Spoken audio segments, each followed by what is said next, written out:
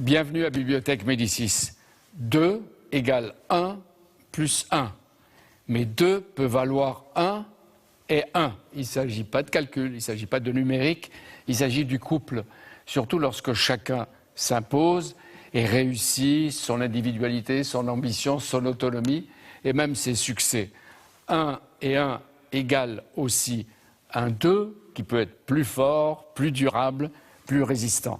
Ça n'empêche pas 1 et 1 de s'affronter, de se dire des vérités et leurs vérités, mais peut-être qu'ainsi 1 et 1 construisent un amour, une amitié, une vie que les vents contraires ne peuvent atteindre.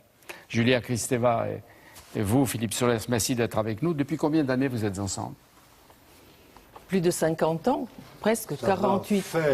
Attendez, c'est bientôt les noces avant. Oui, c'est les noces de diamant. Nous approchons des 50 ans. On a fêté les 48 ans de mariage, puisque le titre c'est voilà. Mariage. Comme en assumant toutes les tempêtes. Absolument. Ouais.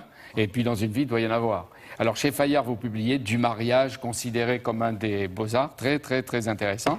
Est-ce que ça s'appelle un couple, un tandem, un duo, pas de clone, mais un duo, comment vous l'appelez? Quand on a passé 48, 50 ans ensemble à travers tous les événements de la vie. Des affinités électives. Oui, mais on ne va pas recommencer Goethe, mais si vous le disiez. Mais on renouvelle. Ouais. C'est une vie d'étranger qui compose dans le temps et dans l'amour. Oui, vous dites un couple d'étrangeté qui s'entendent.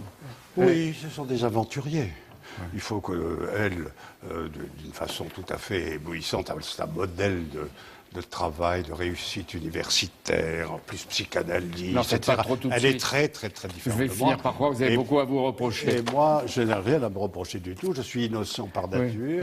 Un saint et un innocent. Je vis innocent dans un monde coupable. Voilà. Mais c'est chaque fois une complicité, une aventure personnelle. Et votre complicité, je connais la réponse, vous la donnez dans votre livre. Mais est-ce que vous estimez qu'elle a valeur de modèle? Parce que vous y répondez vous-même. Non, je ne pense pas qu'il y a des modèles aujourd'hui. Vous dites un modèle d'harmonie bien discordante. Rien à voir avec l'image d'un couple parfait dont l'entente serait idyllique. Là, je suis impressionné, je vous ai entendu, et même bouleversé, mais je suis aussi impressionné d'être Philippe Solers, le neveu de Diderot, c'est comme ça que vous l'appeliez, à votre arrivée à Paris, et vous, Julia Honoris Causa. C'est vrai qu'à la maison, entre vous, vous l'appelez Julia Honoris Causa. N'arrête pas de cumuler les Honoris Causa dans toutes les universités de la planète. Oui, ouais.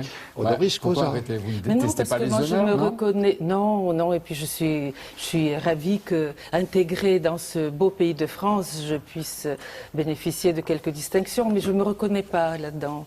Non, moi C'est une autre qui est oui, vous savez, l'exil est toujours une expérience. Quand on oublie une langue, construit une autre, quand on essaie de s'exprimer à travers la culture du monde, on n'appartient pas à une identité, à une image. Mais vous n'êtes pas sorti de l'exil? Non. Non, je crois que ne serait-ce que pour penser, il faut s'exiler constamment de l'image qu'on a eue hier et de la pensée qu'on a eue hier. Ça, c'est une chose, mais alors vous, c'est un multiple exil. Oui, tout à fait. Oui. C'est une expérience qu'on essaye de raconter aussi. Pour qu'un couple dure dans le temps, dites-vous, ne pas avaler l'autre dans une pseudo-fusion qui s'avère en définitive être dominée par le narcissisme d'un seul ou d'une seule. Oui. Est-ce que ça veut dire qu'il vaut mieux le double narcissisme? Oui, il faut faire le deuil de ce narcissisme. Moi, je dis souvent que le bonheur, c'est le deuil du malheur et le deuil du narcissisme, c'est-à-dire de mon image qui serait une fétiche à laquelle je vais consacrer mon œuvre, mon existence, etc. La rencontre demande toujours le dépassement. Mais à condition qu'à tour de rôle ou que les deux sacrifient ou fassent le deuil du narcissisme, voilà. Qu'il n'y en ait pas un qui bouffe l'autre. Voilà, absolument. Il faut que l'autre soit capable. Mais Philippe est un étranger dans le français, tout en étant un des plus français des Français, compte tenu du fait qu'il est constamment attentif à cette langue de Saint-Simon à Lautréamont. Donc, mais il habite ça et il est constamment en dehors de cela. Il est le plus européen, le plus chinois, le plus bulgare, le plus anti-religieux, le plus papiste. Enfin, cette traversée des identités fait que nous nous rencontrons. Alors chez Fayard, vous publiez donc 4 dialogues qui durent depuis 24 ans, qui ont commencé en 1990 et qui sont tenus en public. Il n'y a pas le goût de l'exhibition, hein? Non, c'est la suite d'une conversation. On est tout le temps en conversation. Premièrement, je connais personne qui ait autant de puissance de travail que cette jeune femme qui est arrivée à 25 ans, qui m'a interviewé. On a commencé à parler. Elle a porté des nouvelles des futuristes russes, précisément, que personne ne connaissait encore. Mais Jacobson, oui, voilà, qui était nos contemporains. Alors, on a commencé à parler. Je me disais, bon, elle va me poser des questions d'universitaire. Je vois arriver une fille très jolie, inutile de vous le dire, et qui le reste, bien sûr. Et puis, je suis ahuri de voir qu'elle a des connaissances considérables, pas un français impeccable, le don des langues. Donc voilà, on a commencé à parler, on ne s'est plus quitté. Et donc la conversation continue. Tout a changé, animé sans doute. Et elle a son œuvre d'une certaine façon, et moi la mienne, et surtout pas d'œuvre croisée comme le trop célèbre. Vous ne ferez pas ça, mais comme Elsa. Elsa et Louis Aragon. Mais peut-être que c'était Elsa qui avait forcé, ou il avait tellement mauvaise conscience qu'il y est allé vers des œuvres croisées. Je crois que c'était Elsa, pour la postérité. Elle voulait absolument, c'était un bouclier. Oui. Contre les attaques. Le bouclier contre la postérité, c'est très dangereux, parce que c'est pas comme ça que alors, vous racontez en effet deux enfances singulières, différentes. Et oui, c'est ça. Vous êtes français, comme vous disiez, français pur français, bordelais, avec tous les ancêtres bordelais célèbres, etc.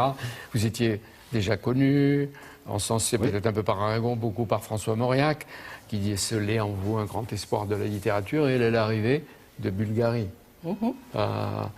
Toute jeune, et vous parliez déjà une langue française parfaite, etc. Oui. Et en latin, comment se dit solers? Quelle est la traduction de solers? Solers, c'est un adjectif d'Ulysse qui veut dire habile, rusé. Ingénieux. Ingénieux. Voilà. Il s'est dépêché de dire ingénieux. Il n'est pas seulement malicieux, etc. L'insaisissable, dites-vous. Aussi, oui. Mais Ulysse, voilà. Au mille tours. Oui, il finit par... Puisqu'on supprime le latin et le grec, maintenant, voilà... À travers Solers, ils sont obligés de revenir. Je serai de plus en plus enfoui dans le latin. Voilà, mais non. Solers est secret. Oui. Mais beaucoup moins que vous. Quand il a des beaucoup aventures, moins que moi. il cite des noms, quelquefois il les maquille, quelquefois il les révèle. Vous, rien. Non. Non, parce que je pense que d'abord la jouissance des femmes est plus intérieure et plus secrète. Ensuite, je viens d'une tradition de discrétion grecque, juive, chrétienne, orthodoxe, où ça ne se dit pas, il y a des choses qui ne sont pas nommables. Et aussi parce que je trouve que quelle que soit l'émancipation des femmes, la vie intime des femmes est souvent utilisée contre elles et contre leur indépendance. Donc vous êtes très tolérante? Non. Vous fermez les yeux? Pas du tout, non. Non, je parle de mon intimité, ce qui me concerne moi. Ce qui le concerne, Philippe, moi je le connais de près. Je sais ce que l'image qu'il a est comme son rire. C'est une manière de masquer l'angoisse. C'est la manière française, la politesse de la souffrance et de l'agressivité. Il y a longtemps que je me dis ça quand je l'entends éclater de rire. Mais pourquoi vous éclatez moins de rire, Philippe, en ce moment? C'est-à-dire que vous êtes apaisé? Ça va venir. Non, pas, je veux dire, pas dans l'émission. Est-ce qu'il serait justement apaisé, puisqu'il éclate moins de rire qui traduisait une forme d'angoisse, non? Non, je reste d'une violence extrême, ne vous y trompez pas. Oui, allez-y. Et infantile. Voilà. C'est un enfant. C'est une rencontre, ce qu'on dit aussi dans le livre, c'est une rencontre de deux enfances. Et c'est la capacité de se rencontrer dans quelque chose qui est de l'ordre des peaux, des sensations, du jeu, ce qu'on a senti, du nez, de l'oreille, du tactile, toute cette immédiateté. C'est Nietzsche qui disait que le malheur, c'est d'oublier son enfance. Et que l'essentiel, c'était de retrouver... La grande trahison, c'est les adultes sont des enfants ratés, disons les choses comme elles sont. Pourquoi vous avez choisi la psychanalyse? Quel mystère des êtres ou de soi-même il fallait élucider ou dissimuler? Parce que, je vais vous dire, parce que je pense que très tôt dans le communisme, parce que je viens de cette histoire, j'ai l'impression d'être un peu l'enfant du siècle européen. Nous avons vécu à l'Est aussi bien le nazisme que le communisme. Vous n'avez eu que l'un, éventuellement l'autre un peu par biais, et avec les sommets culturels. Mais après tout cela, dans l'enfance, on a été bombardé par cela. On n'a pas eu, dans ma génération, la tragédie que Madame raconté tout à l'heure, des camps, mais nous avons eu aussi la chape de plomb du communisme. Et j'ai compris très tôt que si on veut être libre, il faut cultiver sa singularité, que ça passe par le langage, d'où mon intérêt pour la culture française, pour la culture de la Renaissance du XVIIIe siècle. Et très tôt, il m'a semblé aussi qu'en arrivant en France et en apportant ce que l'Est avait construit, le futurisme, le début de la phonologie, du structuralisme dont Lévi-Strauss s'est inspiré aussi, ça ne suffit pas. On peut très bien formaliser les langues, en faire des langues de bois, des éléments de langage. De rire et vous théorisez pour vous cacher. Non, je ne me cache pas. C'est qu'on ne peut pas se libérer uniquement avec le langage, comme vous essayez de nous libérer maintenant. Non, on peut se libérer surtout en essayant de raconter ça. Pardon, j'ai envie d'être indiscret, mais je m'arrêterai. Mais c'est vous qui vous livrez, même en public, dans 3 des 4 dialogues sont des confidences sur l'amour.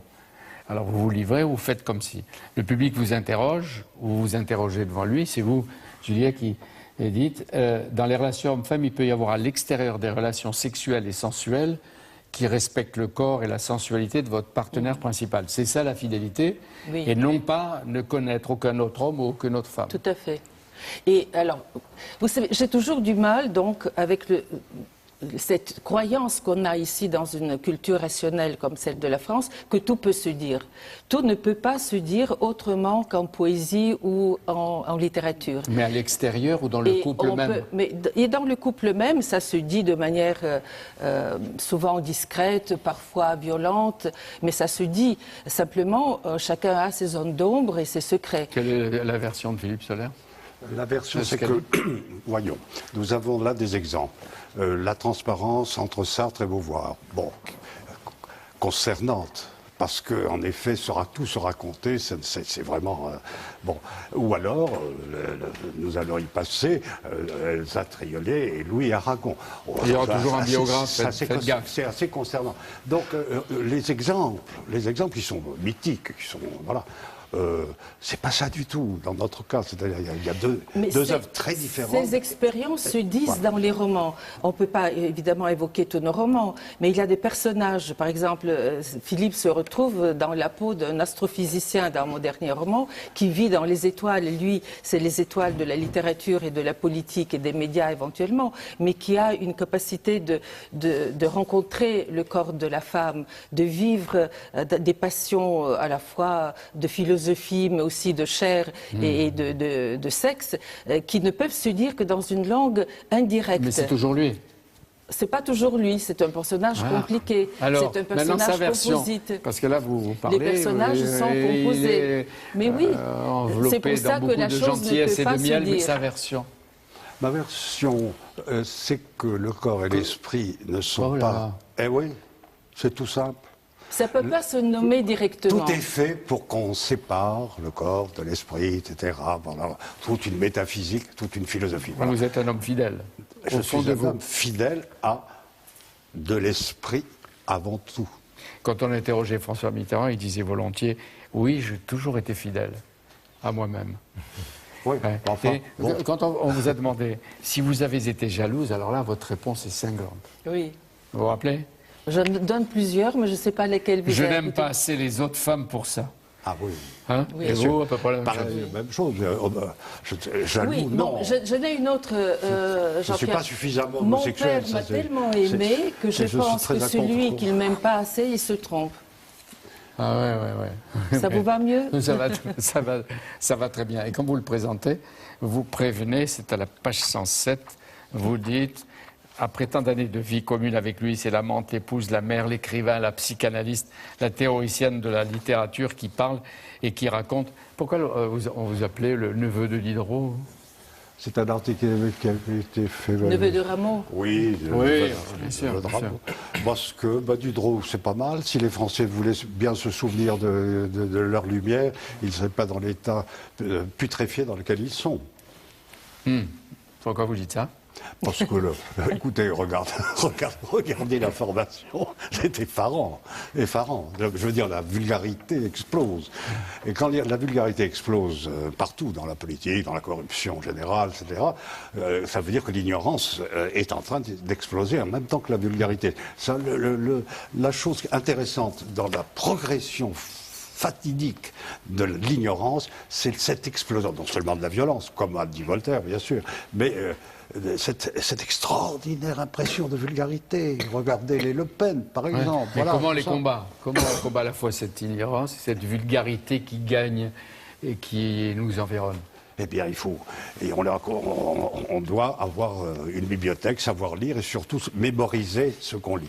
Je crois que Julien et moi, on a de façon très tôt compris tout de suite qu'il fallait être complètement immergé dans le monde actuel, dans les médias, pourquoi pas, ou l'université avec beaucoup de talent, mais qu'il fallait absolument, et c'est vraiment la formule, vraiment c'est avoir une sorte d'idylle profonde et partageable. Ouais. Mais vous ne prenez pas un risque à vous présenter là encore au public et à vous raconter un peu, beaucoup, avec des limites, non? Mais le risque, de toute façon, mais écoutez, la théorie, vous savez, vous m'avez invité pour parler de Hannah Arendt, elle dit une phrase que je vais répéter. Voilà, on lui demande mais pourquoi vous théorisez, et il dit la seule félicité, c'est la capacité de penser. Et moi, je suis de ceux qui sont dans cette tradition, qui est la tradition des Lumières, que Diderot, vous parliez tout à l'heure. C'est quelqu'un qui a cessé d'être déiste et est devenu athée pour assumer la capacité de penser quoi? La relation amoureuse, la relation de handicap, la relation de l'art, donc ces états limites de la personne. Et nous avons, je vous parlais tout à l'heure, une affinité sensorielle, une affinité sexuelle, de désir, de jouissance. Mais ça peut s'arrêter dans le temps. Pour que ça dure et qu'il y ait un couple, il faut qu'il y ait des thèmes sur lesquels nous sommes en désaccord, mais qui nous tiennent ensemble et intéressés. Et c'est le thème des Lumières en particulier. Elle en parle bien, hein. C'est une femme des Lumières. Oui. C'est pour ça que les Français l'ignorent. Il m'a rassuré dans le livre qui sort également, L'école du mystère. Vous dites, je ne crois pas avoir jamais frappé une femme. Ah ben ça. Hein? C'est dans un contexte. Oui, mais ça. Et puis, la dédicace, vous dédiez le livre, enfin vous citez Zhuangzi. Et vous dites, qui connaît la joie du ciel ne craint ni la colère du ciel, ni la critique des hommes, ni l'entrave des choses, ni le reproche des morts. Oh, c'est très beau. C'est magnifique. Le reproche des morts est quelque chose. Regardez, tout ça. Mais regardez cette il bibliothèque. Nous accompagne. Il nous regardez accompagne. Je les sens. Je les sens. Voilà. Hein? Mais enfin, ne pas craindre le reproche des morts, c'est très important. Oui, mais comment vous êtes passé de Mao Tse-tung à Zhuangzi? C'est pareil. Enfin, autre émission. Mais ça montre la diversité, parfois chaotique, du chemin, hein, mais qui donne une unité. Le chemin est tortueux, l'avenir est radieux, dirait Chuang-Tzu, mais c'est pas Chuang-Tzu, c'est Mao Tse-tung. Pourquoi, un mot encore, pourquoi le mal radical est en train de se développer, ce que vous appelez le mal radical, ou la philosophie, la psychanalyse? Pourquoi partout? Pourquoi ces jeunes qui ont besoin d'aller combattre? Pourquoi Nous avons beaucoup d'explications. Vous savez, Jean-Pierre Elkabbach est économique, et politique et religieuse. Moi, je crois qu'il y a une sur laquelle on ne revient pas assez, c'est que les Lumières, qui sont des expériences risquées, le fait que des gens ont dit ni Dieu ni maître, c'est une expérience très risquée et nous n'avons pas pu l'achever. Les Lumières sont à continuer. Les révolutions françaises n'est pas terminée. L'école, les médias, les intellectuels n'ont pas assez transmis ces Lumières-là. Et non seulement les Lumières telles que nous en avons l'image, mais aussi le fait qu'il y a dans les Lumières un respect de l'histoire religieuse. Nous n'avons pas assez traduit et transmis le besoin de croire qui est interne et qui est lié à la relation du couple. Il faut croire en l'autre. Il faut pouvoir l'investir par-delà de ses difficultés. Il faut le soigner. Et ce besoin de croire dans l'autre constitue le lien familial, le lien du couple et le lien social. C'est vraiment Solers, le malin, le malicieux, l'insaisissable, qui est content de ce qu'il entend. Mais ça, c'est la réponse que je donne sur l'actualité. Oui. Faire entrer l'enseignement des Lumières, y compris le besoin de croire et de religion, dans l'école et à l'écran chez vous. Les Lumières, c'est ce qu'on essaie de faire les uns les autres avec beaucoup de modestie. Mais oui, mais dès qu'il parle de Diderot, vous l'arrêtez, vous dites qu'il rigole. Non. Il faut entrer dans la, dans la chair de bien texte. sûr, mais bien sûr. Voilà. Mais parce que il y a une chose qu'elle dit qui est très juste, c'est ce qu'elle analyse, parce qu'elle est psychanalyste, il ne faut pas Oui, l'oublier. bien sûr. La maladie d'idéalité de la jeunesse. C'est-à-dire La jeunesse, on ne lui a pas donné d'idéaux et on l'a laissé s'engouffrer dans les idiots pansements des blessures. Vous m'avez rappelé que je vous avais interrogé pour Hannah Arendt, la grande philosophe, qui avait été quand même la maîtresse de Heidegger, contestée. Enfin, c'est pas ça. Bon, ça ne me concerne pas pour Non, l'instant, pas du ça tout. n'a pas de Vous êtes rapport. venu parler de la philosophe. Oui. Il viendra parler de Diderot, il viendra parler de qui il veut. Mais là, c'est du mariage considéré comme un Mais des oui, beaux-arts mais avec la chance de vous avoir Écoutez. tous les deux. Voilà. Bibliothèque Médicis va s'inspirer de 3 auteurs d'ailleurs que vous avez cités les uns les autres. Matisse disait à propos de Lydia qu'il n'était pas seulement son modèle préféré, je la connais comme l'alphabet. Colette, cette conviction qui a aidé autrefois la jeune bulgare Julia Kristeva et qui permet tous les recommencements, vous citez, renaître n'a jamais été au-dessus de mes forces. Je trouve que c'est magnifique. Et Elsa Triolet, à sa sœur Lily, et au fond peut-être à chacun de nous, vis en faisant peur à tes ennemis et ne vieillis jamais. Merci à vous tous, à très bientôt.